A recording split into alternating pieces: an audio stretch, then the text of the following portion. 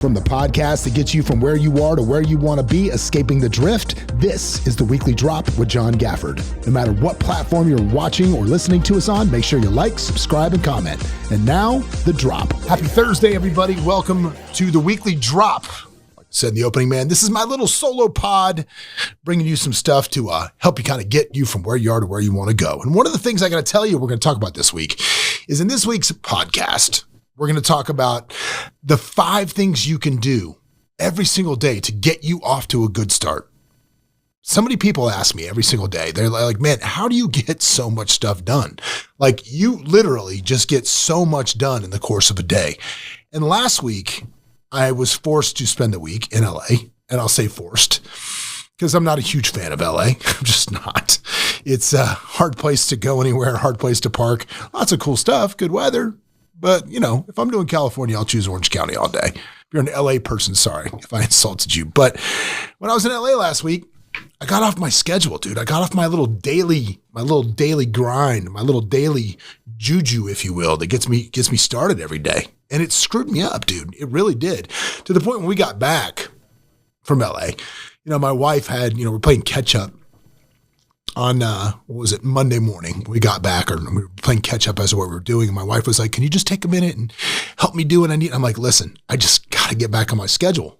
Just let me do my thing and get on that schedule, and then I will be right with you. And she was like, okay, cool. I get it. Because she understands, man, when I'm so much better when I'm on my schedule. And I'm not telling you got to do everything that I'm going to give you these 5 things. I'm not telling you got to do it all. I'm just saying, if you take one of these things or incorporate it into what you do, it's going to help you dramatically. So the first thing I want to talk about is there's this thing, and you see it everywhere online with entrepreneurs. And it's like, I get up at 4:00 and start grinding, and the grind starts, the jungle waits for no lion and whatever else it is. If you're an early person, if you're an early person, God bless you. If you want to get up at 4:00 in the morning, 5:00 in the morning, God bless. But here's the thing I understand. Like, there's a book called The 5 a.m. Club by Robin Sharma, and it talks about the advantages of being up early. And the big advantage is those quiet hours before anything else is going on, before the phone is ringing, before your email's blowing up, that time you can really focus on deep work and get a lot of stuff done. And it helps you structure your stuff. But here's my challenge, boys and girls, ladies and gentlemen. Here's the thing. You don't have to answer your phone. You don't have to reply to email. Your early morning can be whatever time you make it. I don't book anything. Like Jeff Bezos, they interviewed him and talked about his mornings. Jeff Bezos doesn't book anything important at all before 10 o'clock. And he books his most important meetings at 10. And then after that, it's kind of a downhill slope after lunch, but nothing before 10, because he wants that first part of the day to belong to him. So I don't know if he gets up at 4:00 in the morning. I don't know what time he gets up, but for me personally, we get up at my house like 6:30. That's what time I get up. And if you're one of those people like, I'm already done with the gym, God bless you. Good for you. I also get great work done late at night. I'm really effective creatively in the late hours. So for me, getting up at 6:30 just works. But I time block. I don't book anything at all before 10 a.m. If I book anything before 10 a.m., it screws me up, because I want to have that time in the morning that's just for me. I do not respond to my emails. I don't answer my phone. I don't return calls. I don't do any of that. So that time from I'm up, give or take 6 to like 10, that 3 hours is mine. That's my time to do what I want to do in that time. And the first thing that I do in that time is I meditate. I get up in the morning, and I'm going to tell you exactly what I do, and each little thing and where I got it and why it works. So when I met a guy named Rastegar, who's a friend of mine, and Ari, they did an article. You can go back and listen to his full podcast. It is fascinating stuff. They call him the Oracle of Omaha for his business prowess. But more than that, GQ magazine did an article on him for his biohacking stuff. And he talked about transcendental meditation changed his life. So here I am. I'm like, okay, cool. If he says it works, this dude's, got $8 billion in assets. Okay, great. I'm going to give it a whirl. So I went to the transcendental meditation place. Me and my wife did. And granted, it's super hippy dippy, like really hippie-ish stuff that is kind of out there for me, but did it with good faith. Anyway, my wife thought this was going to be change her forever. My wife can't do it. She doesn't like it. But the first 20 minutes of my day, I spend meditating. And I just basically sit there and, if I'm not going to give you a full class on transcendental meditation, but I essentially just say my mantra over and over and just kind of drift around in my head for 20 minutes. And that's what I do right when I wake up. But before that, I drink something called Good Morning, which is like a gut thing, because I'm all about good supplements in a day. So I'll drink my Good Morning and then I'll go meditate. Now, when the weather's good, I combine two things because I try to get 20 minutes of sun every day. So if the weather's good, I'll sit outside while I meditate on my front deck. Now that it's getting cold, I can't really do that. So now when it gets cold, I'll meditate under red light. Because sometimes with all this protocol that you do, you have to stack some of it. It's like we have red light panels. So I'll meditate with the red light panels going for me when the weather's bad. When the weather's good, I'm out front on the deck in the sun. But I'll just meditate. That's the first thing I do every single day when I get going is I meditate. Then after I meditate, so now I've been up for about 20 minutes, 25 minutes. I subscribe very, very much to the Tim Ferriss 30-30-30. So within 30 minutes of waking up, I get 30 grams of protein in me. So now I go immediately to the kitchen and I'll drink a protein shake, which is 30 grams of protein. The reason I do that is if you go heavy on the protein and light on the carbs, now your body is in gear and you're not craving sugar and carbs. You can kind of do what you need to do. I'll do that. Then I drink some pre-workout. Then I get on the treadmill for 30 minutes. So now I'm 30 minutes on the treadmill, but I'm also stacking some other stuff around this because exercise, I think getting that blood moving in the morning is so clutch. And when I read this in the 4-Hour Body by Tim Ferriss, talking about 30-30-30, get that within 30 minutes of waking up, 30 grams of protein and 30 minutes of cardio.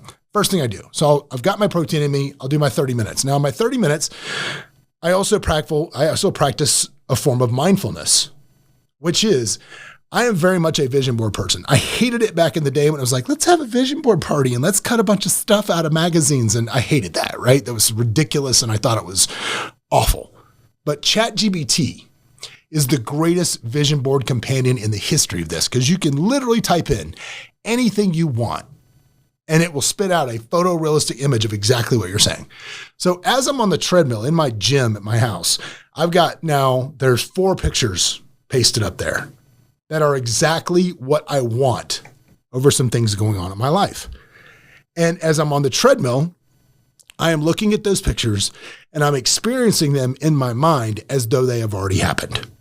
I'm thinking about this as, yes, this is like, oh my God, this is going to feel so good when I walk through the airport and I look over. Like I've got a picture of my book that's going to come out sitting in a Hudson News on the rack in the airport. It says bestseller on it. Like I've got a picture of that I look at that every day and I just think about that every day.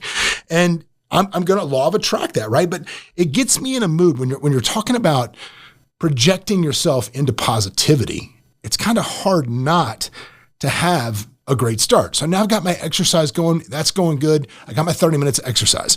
So now when I come off of that, I've now visualized myself while I'm doing my exercise. Now I'm 50 minutes in, 55 minutes into my morning. So now I'm off of the treadmill. And then I go to the kitchen and I make now green drink and I take all of my supplements right now, which is, I'm not gonna give you a list of everything to take, but just if you're not working with a nutritionist that is giving supplements for you, do it. Make sure you're getting the right stuff in your body, which is great. Then 4 days a week, which is Monday, Tuesday, Thursday, Friday, I go back in the gym and I will now work out for about 45 minutes. So now I'm at about an hour and 45 minutes. On Wednesdays, Saturdays, and Sundays, I will normally go back in and do the treadmill more, or I will kind of go right into my thoughts for the day, which is journaling, which I think is very, very important.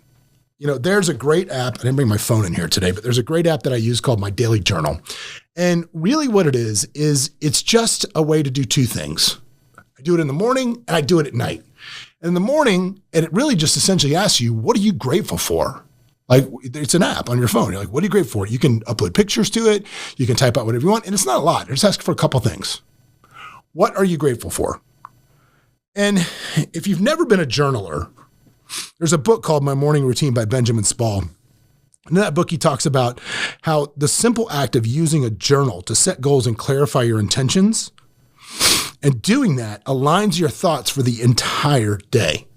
It's the most important thing. It's the most important thing that he does. But for me in that morning, it's about what am I grateful for? Because it puts me in a mind state of all of the things and all the problems that I have going on out there, all of these issues, all the junk, man, I can at least get my mind focused on the things that are positive within my life. And it also asks a simple question, which is, what are you going to do today? Which is goal setting. And if you've read the book Atomic Habits by James Clear, great book if you haven't read it. If you're into this sort of stuff, you damn sure need to read that book. But it talks about setting those goals right after you wake up, or getting that can significantly improve your productivity and your focus by automating that goal setting feature. And I have several apps that I use to keep myself straight as far as what I'm doing. But in the morning, it'll ask you, like, what are you going to get done today? In my journal app, it'll say, like, what 2 things, give me 3 things you're going to get done. And then I can refer over to, I use an app called AnyDo, which I really, really like. And I use another one called Motion. Motion, probably not as much. I have a problem with Motion. Motion's a great app if you like people telling you what to do. Like, because Motion will take your entire task list and then use your calendar and then slot things into, like, if it's going to take you 30 minutes to do this task, it's just going to slot it in your calendar so it's already there. It was very, very productive, but I don't know, man, something about me, about being told what to do all the time. I was like, man, I don't know if it's good for me. I don't like it. So Motion's good if you like that. But for me, I just use AnyDo, where I can categorize all of my to-do list stuff by the different companies and different projects that I have going on. I can categorize everything there. And then I really look at what I need to do for the day. But on the flip side of that, I didn't want to skip over the last part of journaling.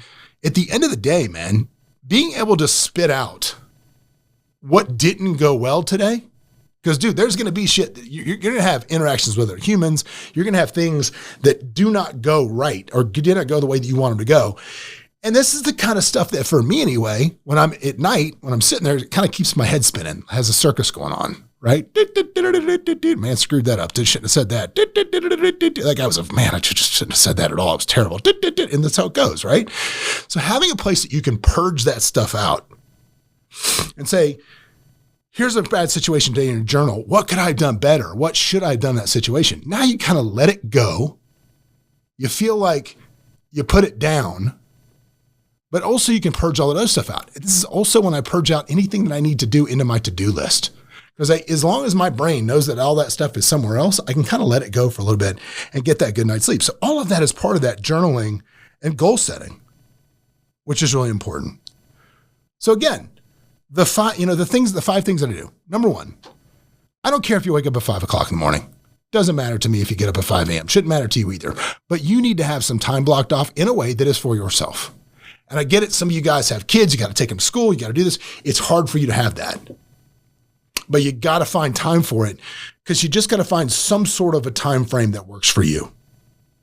Next thing is meditation and mindfulness. Even if you're not going to go the full TM meditation, you need to have some time to just kind of sit with yourself. In this day and age of all of these, clicking and beeping and phones and, TikTok and all this other stuff, dude, just letting your mind settle for a minute will boost your creativity tremendously. Exercise. You got to get the body moving. I don't care what you say. I don't care who you are. You got to get moving in the morning at some point. You got to get the blood going somehow. Journaling, making sure that you understand what's out there, and then setting daily goals for what you're going to do. If you can do those things, or if you can do some combination of those things, the impact of having that consistent routine. There's a book, again, by Laura Vanderkam called What the Most Successful People Do Before Breakfast. And she talks about the people that are the most successful in this world. If you ask them, they have a morning routine, because the time that you have to yourself, you can absolutely control. And if you can control that time in a positive way, then when everybody else, the external forces, start beating down your door in a way that ain't so positive, you'll be able to deal with it much, much better. Well, man, I hope that helped out a lot. If you're watching us on YouTube, please give us that subscribe button. Like I said, again, these little mini drops, the weekly drops, come out every single Thursday, and the full episodes of our podcast come out every single Tuesday. We'll see you next time. What's up, everybody? Thanks for joining us for another episode of Escaping the Drift. Hope you got a bunch out of it, or at least as much as I did out of it. Anyway, if you want to learn more about the show, you can always go over to escapingthedrift.com. You can join our mailing list. But do me a favor, if you wouldn't mind, throw up that 5-star review, give us a share, do something, man. We're here for you. Hopefully you'll be here for us. But anyway, in the meantime, we will see you at the next episode.